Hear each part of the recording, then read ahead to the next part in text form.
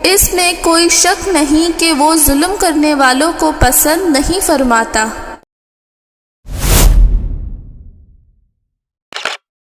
لوگوں، جو مال تم کو دیا گیا ہے وہ دنیا کی زندگی کا ناپائیدار فائدہ ہے۔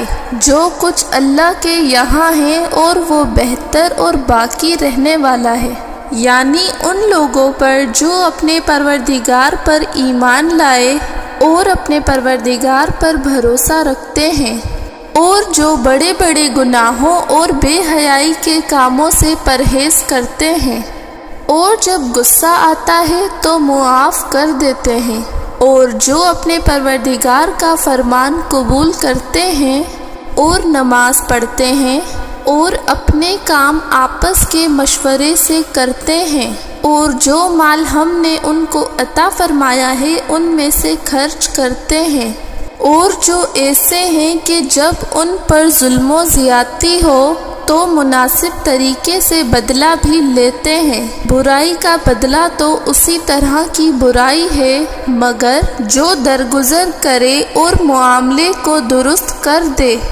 تو اس کا بدلہ اللہ کے ذمے ہے۔ اس میں کوئی شک نہیں کہ وہ ظلم کرنے والوں کو پسند نہیں فرماتا۔ اور جس پر ظلم ہوا ہو اور اس کے بعد وہ انتقام لے لے تو ایسے لوگوں پر کچھ الزام نہیں۔